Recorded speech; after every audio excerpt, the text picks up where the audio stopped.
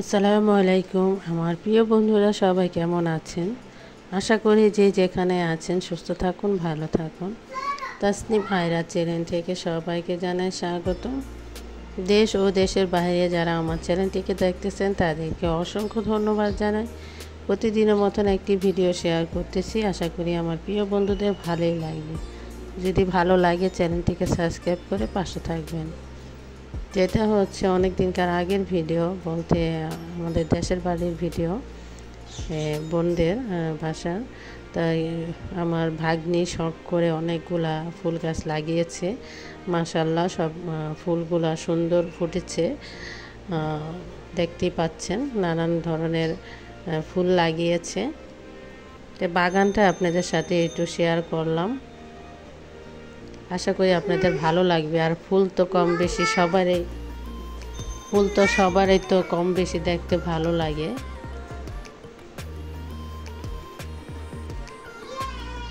তো সাদা ফুলগুলো দেখতে কিন্তু সুন্দর লাগতেছে, এটা তো এক এক কালারের ফুল।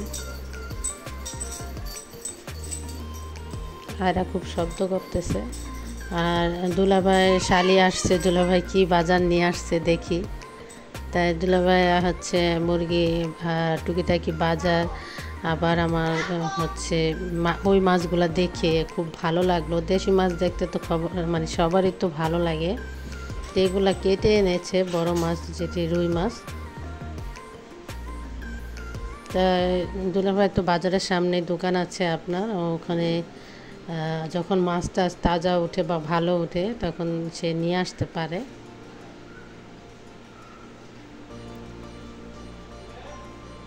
তাই এখন সবগুলা বাহির করতেছে।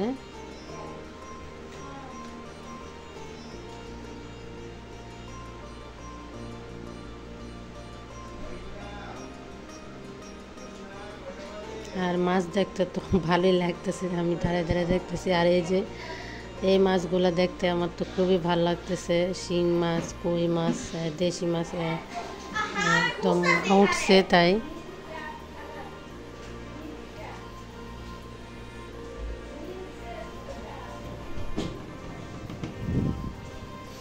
তো এগুলো হচ্ছে পোয়া মাছ। আমি তো মানে আমাদের ওখানে তো পোয়া মাছ বলে, আপনাদের ওদিকে কী মাছ বলে মানে এক এক জায়গায় এক এক মাছ হয়তো বলতে পারে। আর কই মাছ আর শিং মাছগুলো দেখে তো খুবই লোভ লাগতেছে। তো এখানে হচ্ছে পানি এসে, বৃষ্টির পানি এসে পুষ্কনি হয়ে গেছে জায়গাটা। তো এখানে হচ্ছে বোন কচু পাতা নিয়ে আসলো। এখানে উদ্দেশ্য হলো যে আপনার কচু পাতা আজকে রান্না করবে ডাল। আর কখনো মসুর ডাল দিয়ে কচু পাতা খেয়েছেন কিনা জানি না। তা আজকে বোন রান্না করলো ওদের এদিকে, মানে শ্বশুরবাড়ির এদিকে রান্না করে। তা খেয়েছি, পরে খুবই মজা লাগছে। আসলে অন্যরকম, একটু ভিন্ন রকম করে রান্না করেছে, তো খুবই মজা লাগলো। এখানে কচু পাতাগুলো কাটতে এসেছে। তো এই যে কাঁঠাল তো পেকে গেছে সবগুলাই।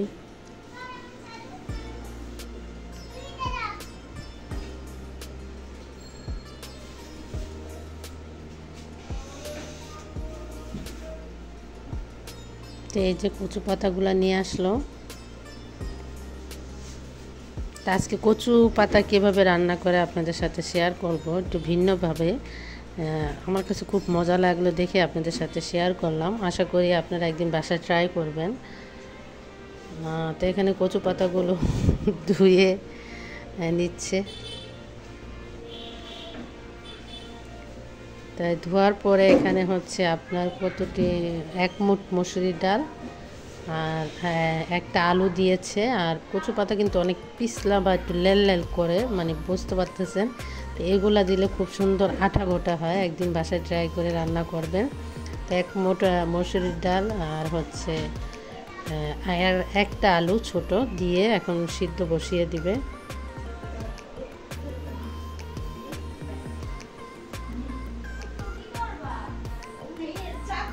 তো এই যে মসুরির ডাল আর হচ্ছে আপনার আলু আর কিছুটা পেঁয়াজ আর কিছুটা রসুন কিছু একসাথে সিদ্ধ বসিয়ে দিব।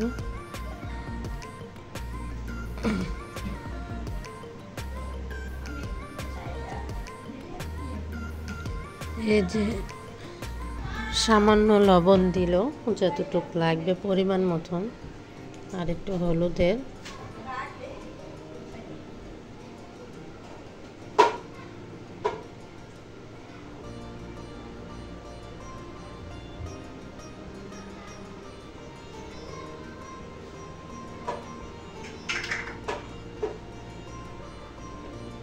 এই যে ঢাকনার দ্বারা ঢেকে দিয়েছিল, এখন এই যে ভাপ দিলে তো একদম এগুলো তো সফট একদম নরম হয়ে যাবে।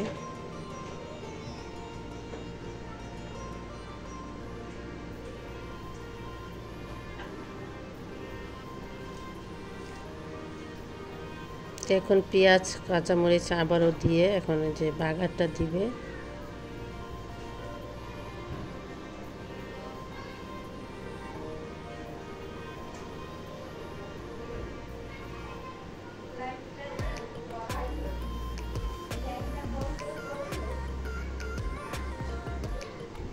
তো বাগার দিল, কচু পাতা দেখতে কিন্তু মানে সবুজ সবুজ কালার, এটার কালার সবসময় ঠিক থাকে।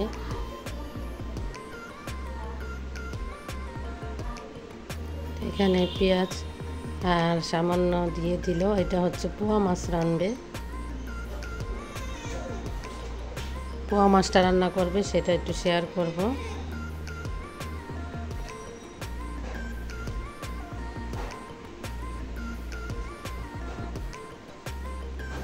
পোয়া মাছ আমার খেতে ভালোই লাগে, আগে ভালো লাগতো না, এখন ভালো লাগে। আর পোয়া মাছটা ভুনাই ভালো লাগে, টমেটো দিয়ে বা পেঁয়াজ দিয়ে ভুনা করলে।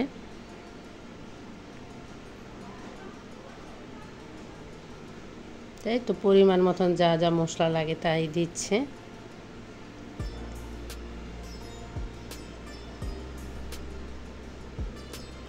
তো আজকে যারা আমার নতুন বন্ধুরা ভিজিট করতেছো, যদি ভালো লাগে চ্যানেলটিকে সাবস্ক্রাইব করে পাশে থাকবে, লাইক কমেন্ট করবে। আর পুরনো নতুন সবাইকে অসংখ্য ধন্যবাদ যারা এতক্ষণ ধৈর্য ধরে ভিডিওটা দেখলেন। তো টমেটো কেটেছিল, সেই টমেটোটা আর কাঁচামরিচটা দিয়ে দিল। আর পোয়া মাছ তো ভাজা লাগে না, কেননা ভাজলে হয়ে যায়, আর এভাবে রান্না করলে মজা লাগে।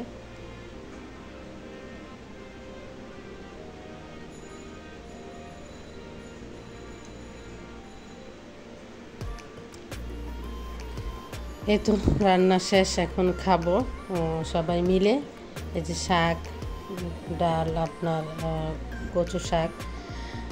তো আজকের ভিডিওটা কেমন লাগলো অবশ্যই লাইক কমেন্ট দিয়ে জানাবেন। আল্লাহ হাফেজ, আসসালামু আলাইকুম।